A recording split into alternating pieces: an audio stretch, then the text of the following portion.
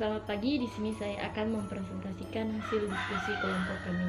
Yang pertama, struktur sistem komputer. Sistem komputer itu sendiri memiliki struktur-struktur yang didefinisikan sebagai cara-cara yang digunakan agar setiap komponen dalam komputer saling terkait dan bekerja sama dalam menjalankan fungsinya dengan baik. Tidak ada ketentuan khusus tentang bagaimana struktur sistem dalam komputer. Secara umum, ada struktur dalam komputer dibagi menjadi 5 bagian utama. Yang pertama, Viranti, masukan atau input device. Yang kedua, Viranti keluaran, yaitu output device, IQ force, CPU dan memori. Untuk lebih jelasnya, simak uraian dari masing-masing komponen sebagai berikut. Yang pertama, saya akan menjelaskan tentang satu input device.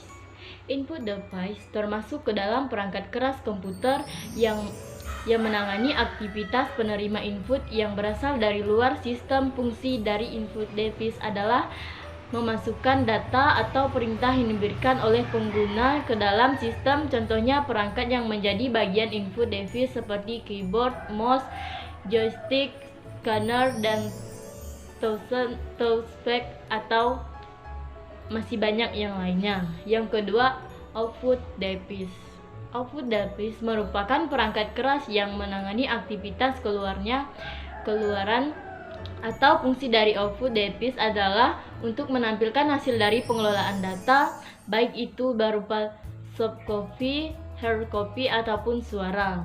Contoh perangkat keras komputer yang termasuk ke dalam output device adalah monitor, printer, speaker, proyektor, dan sebagiannya.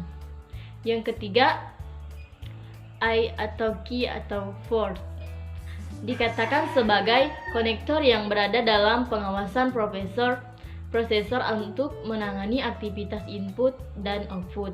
Atau kata lainnya, port ini digunakan untuk menghubungkan setiap perangkat yang berasal dari komputer seperti printer, scanner, mouse, ataupun USB. Yang keempat, CPU, yaitu Central Processing Unit. CPU merupakan perangkat keras komputer yang disebut sebagai otak dari sistem komputer. Sebab cepat atau lambatnya kinerja dari suatu komputer ditentukan oleh teknologi dan kualitas dari CPU yang digunakan. Di dalam CPU juga terdapat 3 macam komponen dalam CPU. Yang pertama yaitu unit kontrol.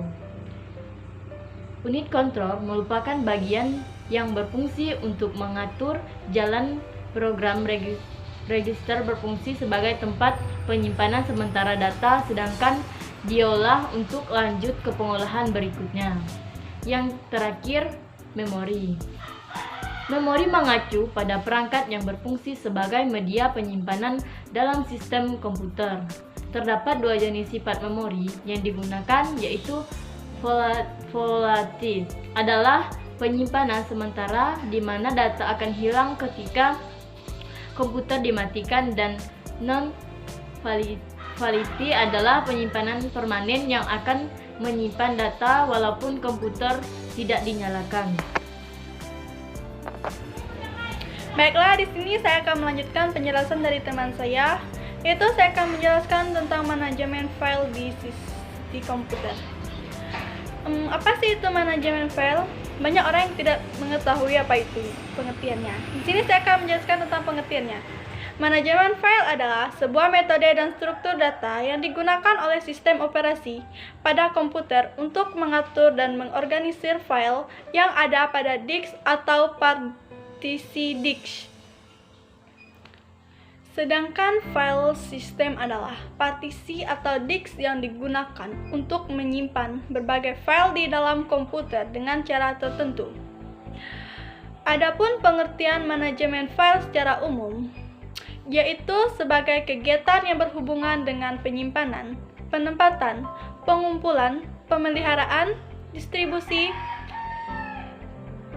surat menyurat, perhitungan, catatan, penggrafikan, klasifikasi, dan sejenisnya untuk kemudahan dalam berorganisasi atau berbisnis. Adapun manfaat manajemen file. Yang pertama, meminimalisir resiko kehilangan file. Kedua, memudahkan pencarian file. Ketiga, mengetahui file yang tak terpakai.